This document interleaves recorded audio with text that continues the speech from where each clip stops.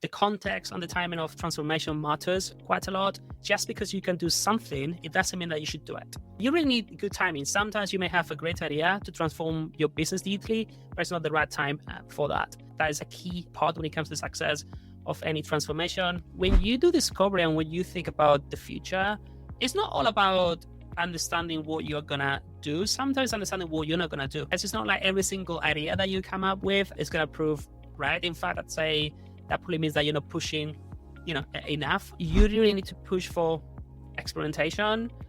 And also, I think you need to be cool with your teams making mistakes. And in a way, I'm very happy with sometimes when we run experiments and everything looks red and my team comes to me and they're super worried. I'm like, that's fine. That's the reason why you experimented in the first place. So I really think about test as a way to reduce uncertainty as much as possible. And also there are many times where I see my teams maybe coming up with solutions or strategies that I don't necessarily agree with, but I just let them go and do it and make the mistake. Because I just think about when I was starting, and that's how I grew as a product manager.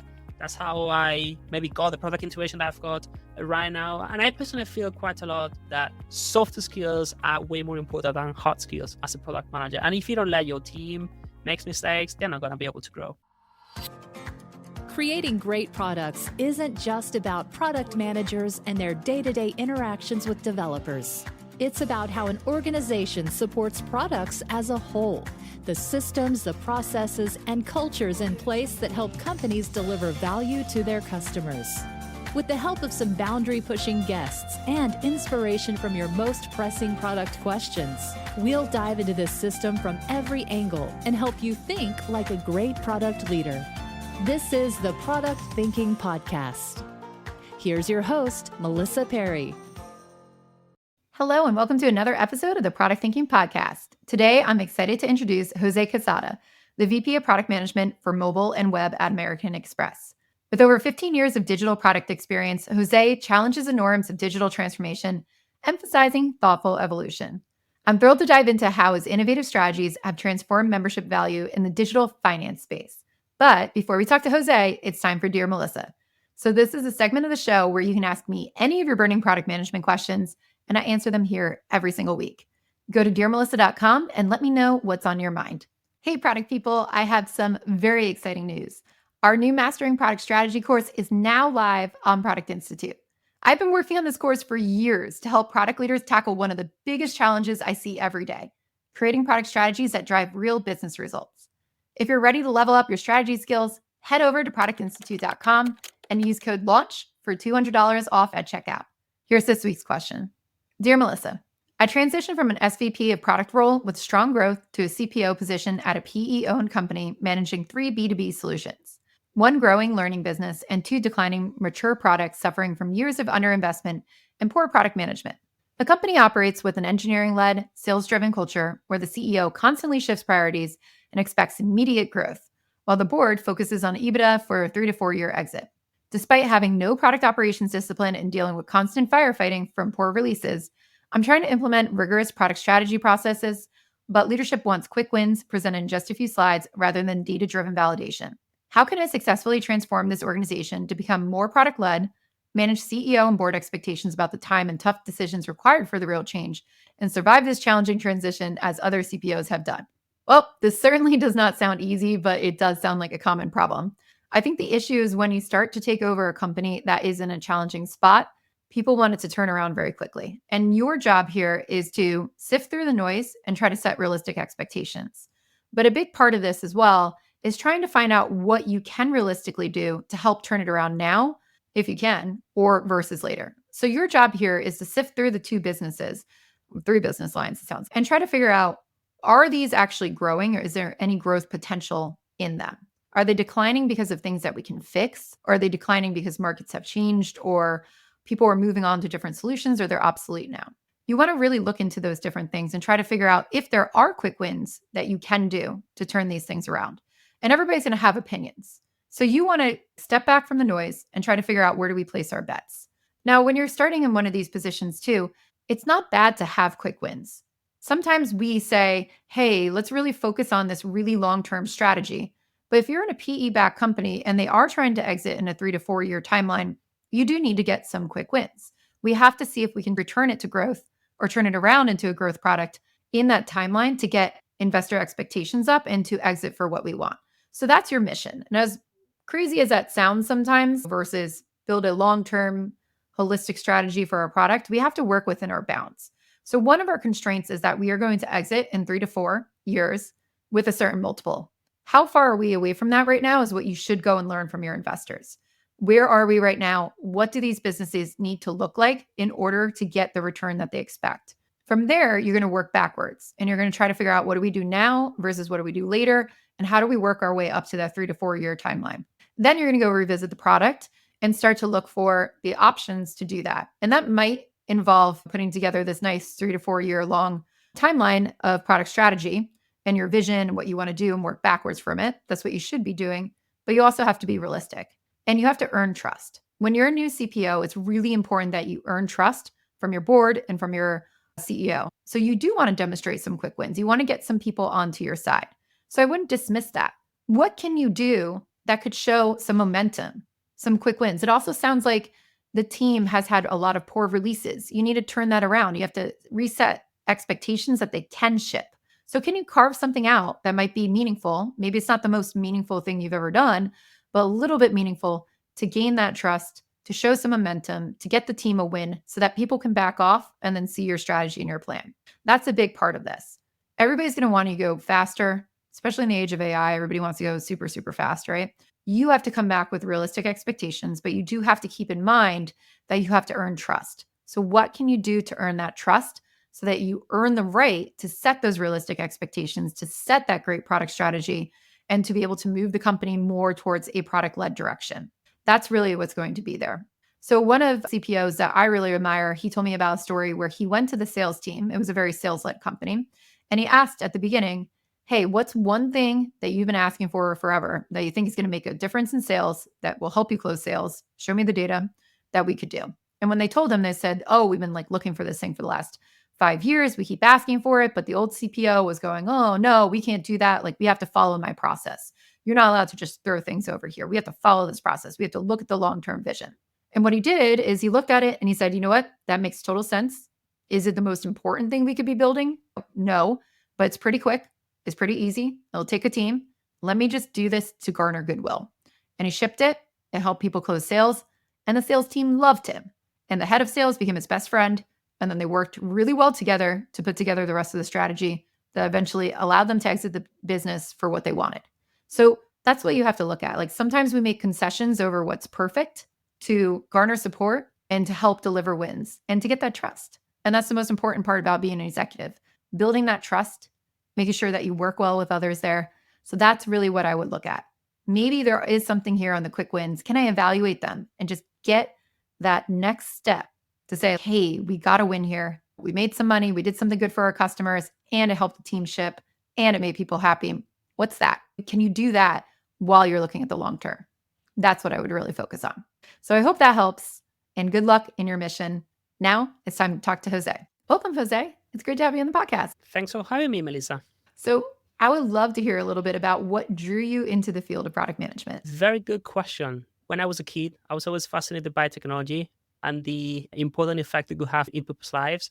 So that drew me into studying computer science. I did engineering for a number of years. At one point, the iPhone came along, the App Store, social networks, etc. So that was a pivotal moment for my career and really businesses around because they had to face what it was called at the time digital disruption.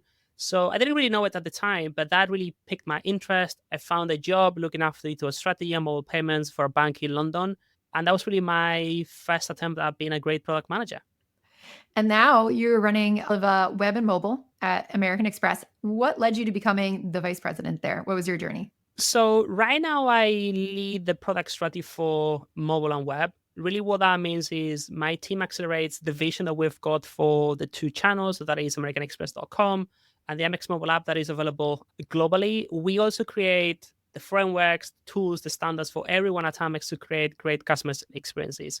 I've been with Amex 12 years now, and really the big focus of my career at Amex for the first 10 years was the Amex mobile app. So I really brought the Amex mobile app from 1 to 100.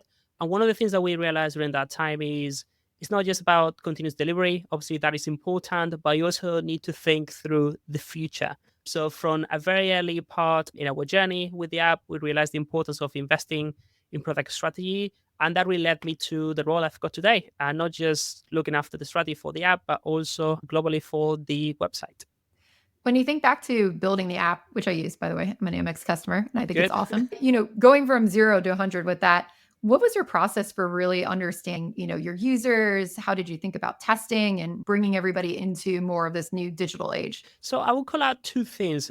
The first thing to call out is we've always looked at three areas. So customer needs, our capabilities, and really the marketplace context. Those three things over time, they have really evolved. So if I remember when I first started, it was all about transitioning or mirroring what we had in the website into the Amex mobile app. So that was the first thing that we did.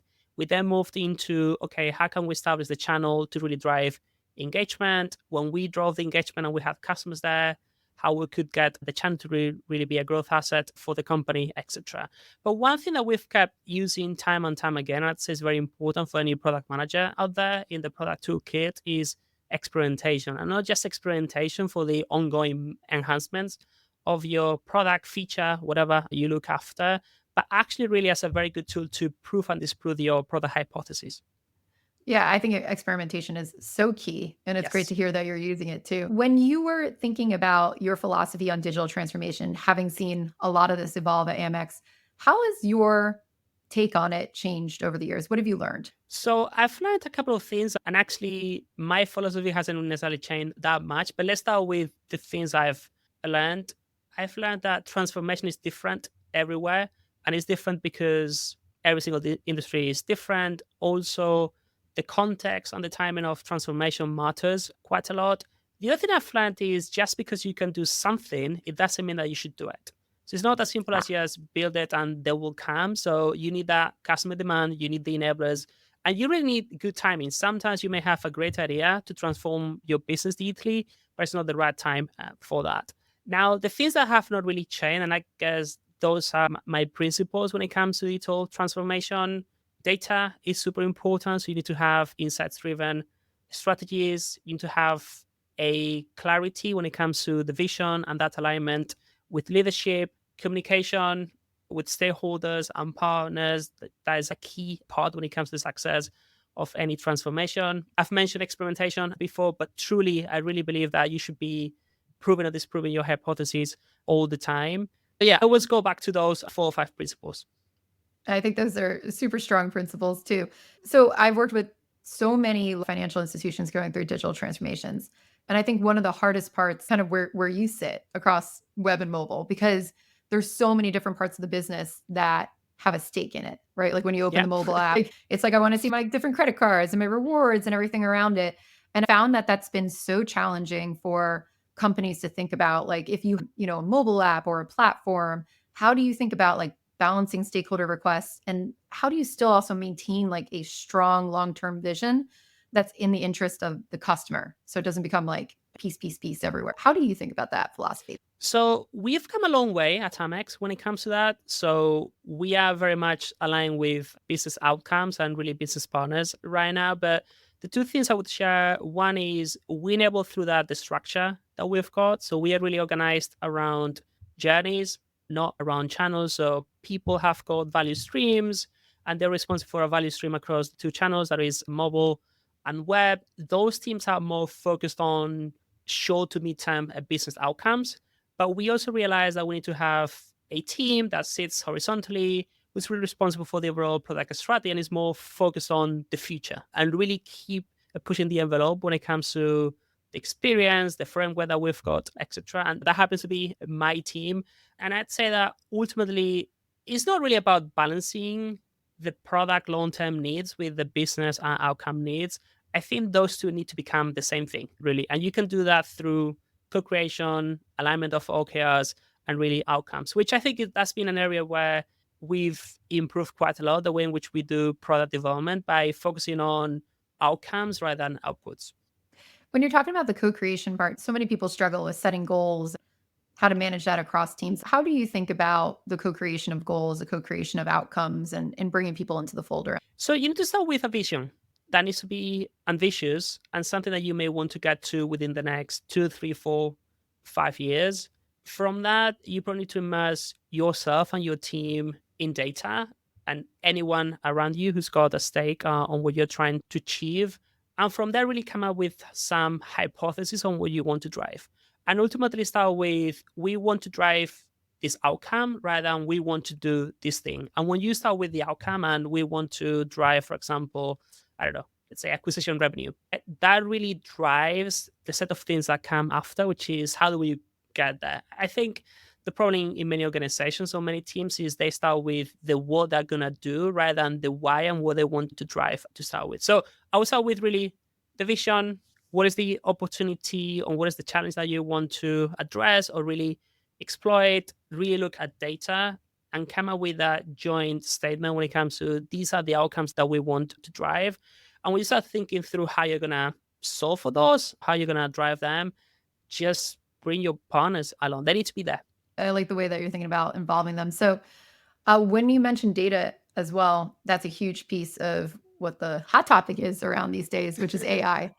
Can you tell us a little bit about the evolution of the AI strategy at Amex and how did it start and where are you at today? How do you utilize it? Sure. I'll probably start with a little bit of context there in terms of some of the strategies that we've put in place for digital channels and the X mobile app in particular. Also, we've got a long story of innovation in the company. So we are 175 a year old, but we have evolved our business quite a lot from freight forwarding to traveler checks to credit cards to banking products most recently. And that is really to say that when that last thing happened in terms of the company looking to go beyond the card, we saw that as an opportunity to do two things. One, to evolve the experience so it can enable those products for customers, but also to prepare the experience for future. And also it was a good time to try and fix some of the challenges that we had. And one of the challenges that we had was around discoverability, which I think is normal when you've got an experience that just keeps growing in complexity. Just think about many different features on piece of functionality competing with each other in terms of the outcomes that they're supposed to drive. And that's where we figured that Gen AI and AI could help us because we thought that one area that we should invest in is search as a tool because we figured that action-oriented discoverability could be achieved through search. And that's how we started really the journey of using Gen AI for the Amex mobile app.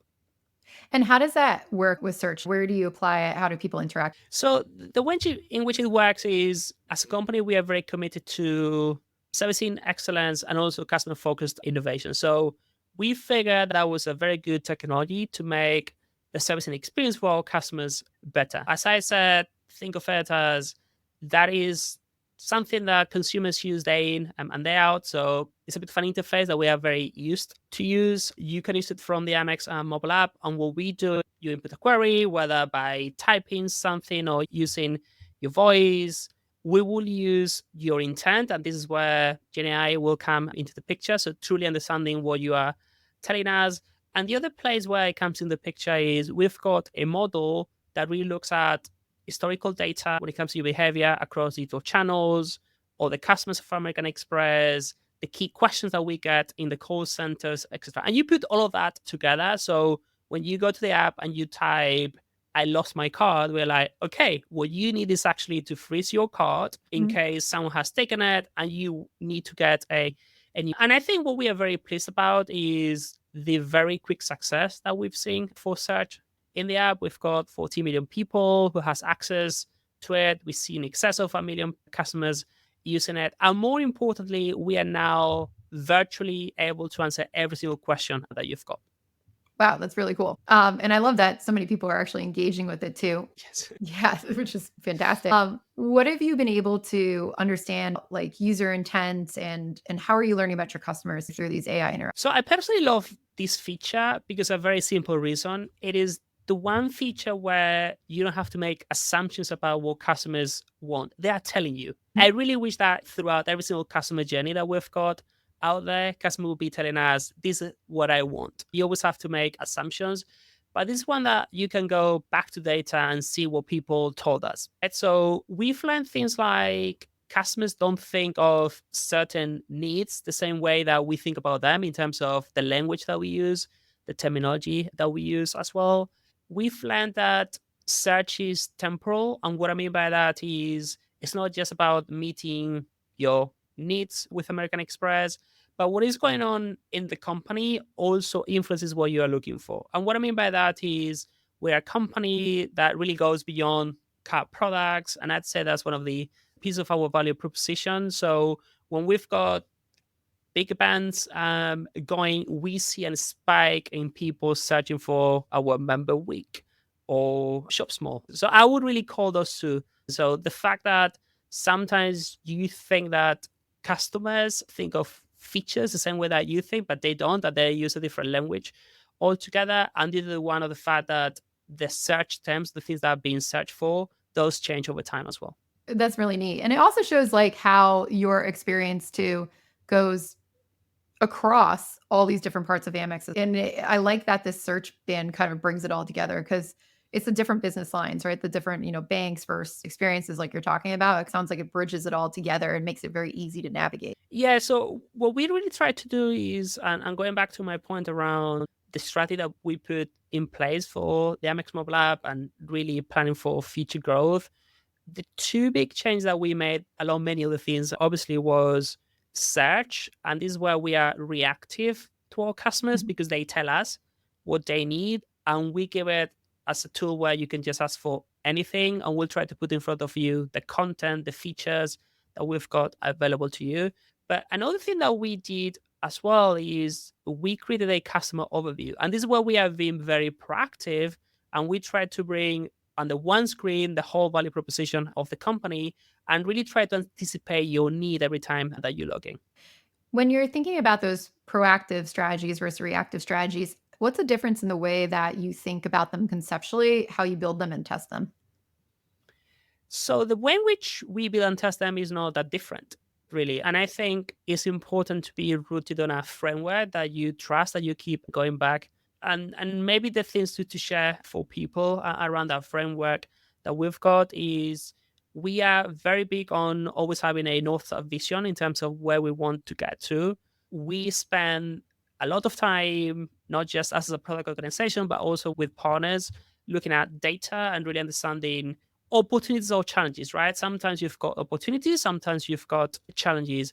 And once that you've got that, you need to come up with your hypotheses. You need to come up with your hypotheses, you need to test them, etc. And when I say testing them, you need to do testing in the context of user research. It's more like qualitative in nature, but you also need to make use of what you've got available, which is just testing with real life customers. So I don't think that we do anything differently when it comes to the actual development process. It's more like when we do the thinking and the strategy and maybe how the team comes up conceptually, it's more like, okay, we're going to come to customers from this angle, which we help you get there, even though maybe you didn't want to get there in the first place, or that's not what you came for in the first space. And that's more like overview versus search is, okay, you come to us, you tell us what you need, and we're going to make sure that we can answer that question and we're going to get you to where you want to get to.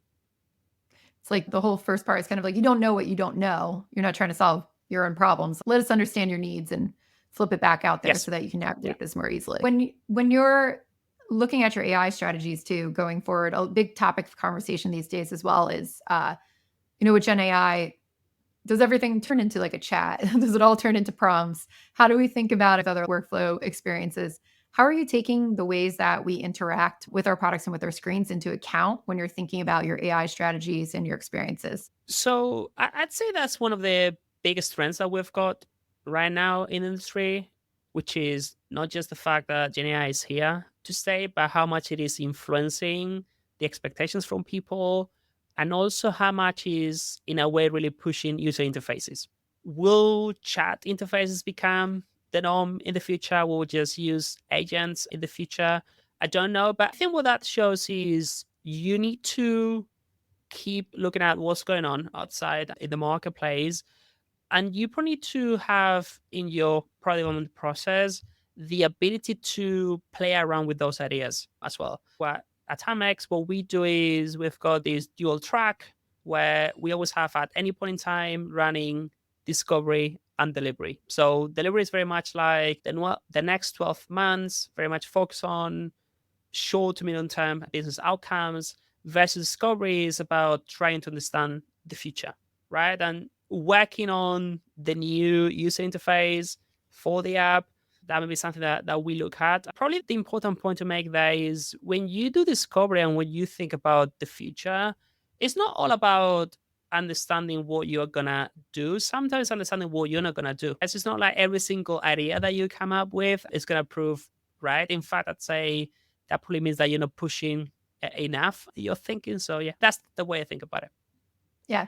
Discovery approach, you said that it's running in parallel. It's looking at the future. Like, what does that track do activity wise? What are they experimenting with? What kind of cadences do they work on compared to the delivery? So the difference really is the delivery track is very much set insofar as you may know the outcomes that you want to drive for the next 6 to 12 months. And there are a bunch of initiatives that have been aligned, planned for, etc. And you've come to a point where you've aligned that you're going to do them because of X, Y, and Z. So you just need to go and deliver, right? Versus the discovery track is about, okay, we've got this vision for the product and really for the business. So let's keep pushing that vision forward and let's try to figure out what comes next. So I mentioned the big redesign, the big strategy that we implemented for the MX mobile app when the company decided to go beyond car products and going into banking. The very interesting thing and what makes me very excited to come to work every day is when you've got discovery track going all the time, the job is never done because you're always looking at what's next. So, for example, you were mentioning what's going to happen to user interfaces with the rise of Gen AI, agentic bots, etc. So, those type of ideas is what you need to be testing out or really looking at in your discovery track. And part of this too, when we look at AI and the way that user experiences start changing, comes back to personalization. You hear people talk about that all the time. How do you think about incorporating personalization for your users at IMX? So we are very big on data in the company. I even go and say that it's part of our DNA. Before the digital age, we used to use credit bureaus' data to reach out to customers and really target them via direct mail. There are probably two examples I can share around using data for personalization. And let's not forget that data is really one of the competitive advantages that we've got in the company because of our closed looped model.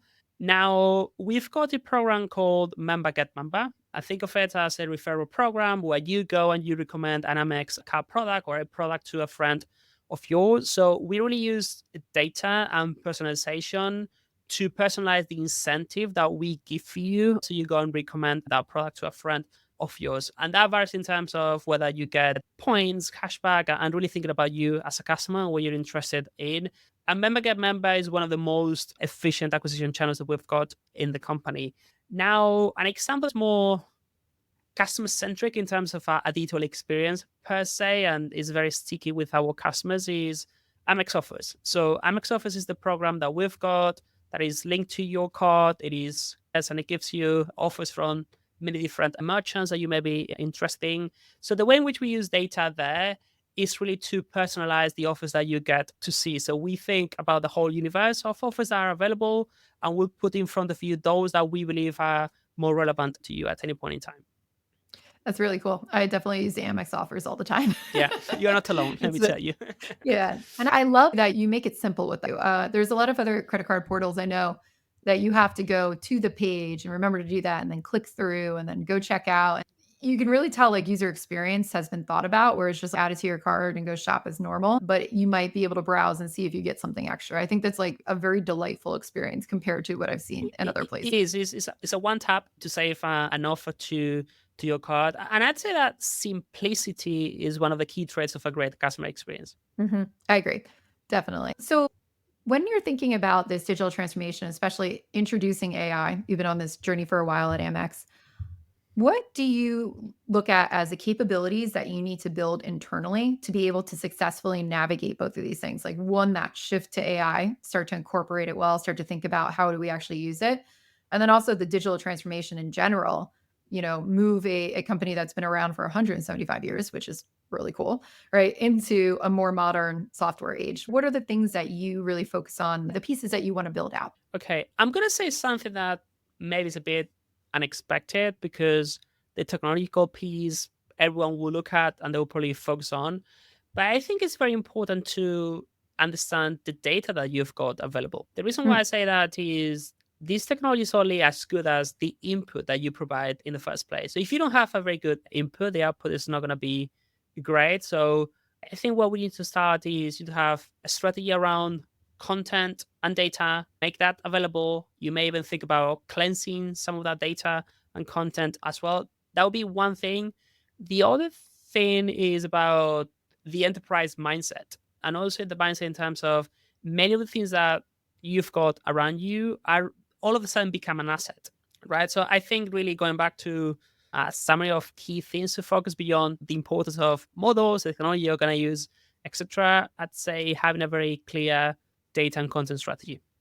yeah, I think that's huge. And the companies that have all this data too, they have such an opportunity to do the personalization, do AI on top of it, all of this stuff. And I think it's neglected in so many legacy systems where it's just Yeah. scattered all over. How do you think about like bringing a company together or like your teams together to actually focus on that data? Because I also see, besides the legacy systems, I've seen many product teams where, tagging things, for example, so that you can actually watch the customer journey and learn from it. That's an afterthought, right? It's like, oh, we don't have to set up the, customer engagement systems or data out of different systems and pulling them together to unlock it so product managers can study it, not just Yeah. that we can use it in our products. All that kind of goes by the wayside. What have you done to unlock data both from a technological perspective, but also from a how do we use it as product managers and make decisions perspective? So you've got to embed it in your process to try and make it as simple as possible for your teams. And what I mean by that is you need to go as far as saying things like you can launch anything that is not going to have the ability to report on performance. And you're not going to launch anything, you're going to be able to look at the data. So I think there is one part of, especially in very large organizations, as your product team or your product discipline grows over time, you need to think about the processes and really the ways in which you can enable that at scale. So one thing that we did many years ago was tagging is paramount. It needs to be there. Nothing launches without that. We also said as much as possible you need to experiment literally with anything that you're going to launch, etc. The other thing is it's probably about how you're structured. And what I mean by that is if you structure your teams in such a way where you give them ownership and accountability, you also give them continuity in terms of what they are focused on.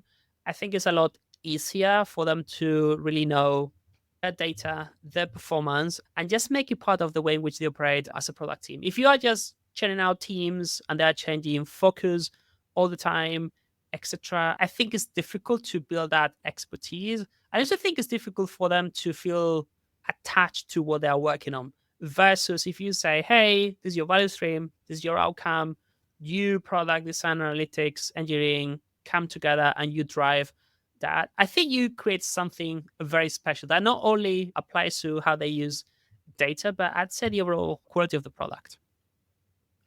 Part of what you're talking about too, I think gets into a little bit of psychological safety. How do you make it, especially with experimentation, how do you make it safe to fail for your team? And how do you encourage them to innovate and like push boundaries? So going back to my point about how you structure your team, something that we do is we've got people structure around value streams, journeys, however you want to call it. So you really try to drive autonomy and accountability. You are there as a leader to provide direction more than anything. So I think you need to be comfortable with that. I need to give people that autonomy and accountability. That's the way in which they grow. That's the way in which they feel more confident to make mistakes, etc. You really need to push for experimentation. And also, I think you need to be cool with your teams making mistakes. And in a way, I'm very happy with sometimes when we run experiments and everything looks red, and my team comes to me and they're super worried. I'm like, that's fine. That's the reason why you experimented in the first place. So I really think about test as a way to reduce uncertainty as much as possible. And also, there are many times where I see my teams maybe coming up with solutions or strategies that I don't necessarily agree with them. But as long as they're not going to be detrimental to our customers or the business, I just let them go and do it and make the mistake. Because I just think about when I was starting, and that's how I grew as a product manager. That's how I maybe got the product intuition that I've got right now. And I personally feel quite a lot that soft skills are way more important than hard skills as a product manager. And if you don't let your team makes mistakes, they're not going to be able to grow. One of the terms that a lot of people like to use is intelligent failure about this. How do you think about some real world applications of intelligent failure that you bake into your work at Amex? So we don't really do intelligent failure, actually, at Amex. What we look to do all the time, especially for big bets, and by the way, I know that I've mentioned experimentation many times today, and the way in which I think about it is you've got experimentation for ongoing optimization of your product. So think about uplifts, right? But you also have experimentation when it comes to trying to 10x your product or your business, right? So what we do quite a lot in the company is we use experimentation as that way where we can come up with big, bold ideas, right? Not only we put that in front of customers and we do user research, but we put it in front of customers, like real life customers, and we see how they react to it. And that's how we promote it, right? So get out there, experiment, make mistakes. I personally am very comfortable with my team making mistakes. I don't know if it is the norm out there, but I am. And in a way, it makes me happy because I know that they're learning. One of the big topics, too, as we talk about AI and what we do to get our teams ready for that and experimentation around it, is how do we enable our teams to go out and do that type of discovery, to play, to understand emerging technology? What are some things that you're doing with your team to give them the space to do that, to learn about those things? Okay, so I'm lucky in a way because I look after product strategy. So a big part of my team's remit is to really think about the future and really push the whole enterprise forward when it comes to achieving that evolutions. We are a bit of an accelerator team as well.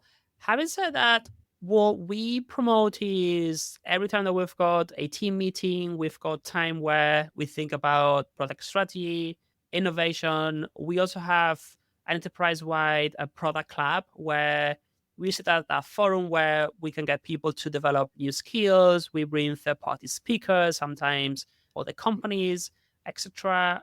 And that's how I guess we get people to think about all the things, how the companies do innovation, etc. When you're thinking about, we're also talking about how AI helps product managers. Are there any things that you're excited about to see in the AI realm to help you as a product manager or your team as product managers?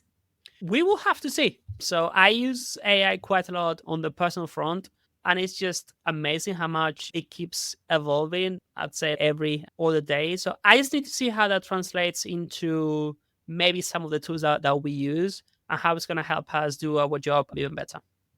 Yeah, I think everybody's waiting to see which ones shake out. Yes. I know there's also the kind of like overwhelm out there about, oh, there's so many like great things we could try, and like a new tool pops up every single day. I know so many product managers are like, where do I even start? How do I evaluate these tools? So I think there's like a big waiting game And here. I think the problem with many tools and also to digital transformation, that is the topic of today's conversation, is change is difficult, right? If you are going to commit to a new tool, you need to be very clear and certain that is the one, because you're going to get, if you're going to migrate many people to use that new tool, you need to be very certain. And people are very resistant to change. Maybe they are not when it comes to AI tools because that's the new cool toy around, but let's see. I think they totally are from what I'm hearing. And I love that you said that, because I do think a lot of leaders, especially at large companies or even small companies, honestly, like they're taking for granted that change management piece you're talking about, especially when it comes to ways of working or the tools we use or anything like that. Developers, I think, got it a lot with Jira and switching different tools like back in the day to all these things. But now I think we're in the product management phase of it. And Yes. if we're like, hey, today we're using We Figma, deserve and tomorrow tools as we're well. moving to this. Yeah, exactly. And I do think we sometimes like take for granted how to actually do the test and learn on our own processes and our own tools, internally, that we do with our customers, and say like, hey, let's make sure this is right before we Yeah. go tell everybody to adopt it or use it. So I love that you said that. Absolutely. So getting into the fun personal questions on you. What advice, Jose, would you give to your younger self looking back at your career? My younger self, I would probably say to him, be curious. Change is actually an opportunity. It feels scary, but usually good times come out of it if you can really find your way. But I think ultimately what I would say to my younger self would be actually focus on your softer skills. What I mean by that is ability to build relationships, storytelling, communication skills, etc. I think most people are very much focused on the harder skills, so how to be more technical, how to understand a new technology, extra. Don't get me wrong, those are very important, right? The reason why I always make a call for softer skills is they're more difficult to attain. And actually, they're more of a differentiator for you as an individual versus hard skills. You can just go and do a training course or read a book or whatever and you will get them. I don't think you necessarily can do that for some of the softer skills. So they require a lot of practice, experience, mentorship, etc. Yeah, I could not agree with you more. And I think also when we're looking at AI, that's going to become more important ever. Everybody's talking about what happens in a world AI can just write the specs for you, solve this technical problem. I think a lot of these are going to come back to the human element. That's super important. I think that's where people should be comfortable insofar as, to me, product is very much about understanding context. That's why we exist in the first place and really bringing together the business context, the context of the product that you run with, and also the marketplace. People should feel confident about the feature because there will always be a role for us, which is really understanding context and putting that for companies. And AI is not great at that. No, I mean, no. Now we will see. One day, I'm not, but not today. And my last question for you is, when you're looking at how digital transformation is going to evolve in the future, what are you excited about? What kind of trends are you looking at? I think we've probably mentioned a couple of them already. So obviously we've mentioned AI quite a few times and really how user interfaces are going to keep evolving, the expectations that it's creating for, I think for us in the financial industry, one trend that is also here to stay is how, let's say, the physical products of, let's say, banks, credit card companies, etc., they're now separate from the digital experience. Like they're one are the same, so you get the whole package. So when you're an Amex customer, yes, you get our car products and the benefits, but you also get a great Amex app, and you get a great chat service, and you get a great website. So I'm personally very happy about that one because that's something that back in the day I saw as a bit of a vision, really, and it's great just to see it coming to fruition everywhere. So I will probably call out AI for sure. I guess something new will come in the future, I'm sure. But the other one also is especially for the banking industry, how products are now really merging with digital experiences and they are one and the same in terms of the overall value proposition from those companies. I think that for people to hear out there, I know there is still a lot of places that are fighting the war between the software part and the banking product part, let's say, and trying to figure out how to bring those things together. If you have any advice for those companies too, like how to start thinking about them as one product or a whole or how it's entwined, what would you say? I would probably say that it's 2025 and customers or consumers are in digital channels. That's where they are. That's where they're going to stay. Probably the interface is going to change over time, but the whole world is digital. But probably on a more serious note, what they need to look at is they'll probably realize by looking at data that when their customers engage more frequently digitally, they're more engaged with the products, they probably spend more with the products. So they become better customers. Right? And I will go as far as the sooner that you get your customers to use your digital products, the sooner that you get them into this virtuous cycle, I'm going to call it, as long as you've got a great digital experience. Obviously, but one is this is inevitable. We're already in 2025, and there are many other things coming along the way in the digital space. But the other one is if they spend a bit of time looking at data and consumer expectations, data is going to speak by itself for sure. I think that's a great takeaway for people listening too. Yes. Thank you so much, Jose, for being here. If people want to learn more about you, where can they go? Where can they reach out? They can reach out to me in LinkedIn. So that is Jose Quesada. And yeah, happy to talk to anyone about all things digital, mobile apps, whatever's in your mind. Awesome.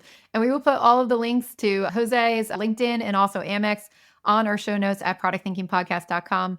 Thank you so much for listening to the Product Thinking Podcast. We'll be back next week with another amazing guest. And in the meantime, if you have any questions for me, go to dearmelissa.com and let me know what they are. I answer them every single episode. We'll see you next time.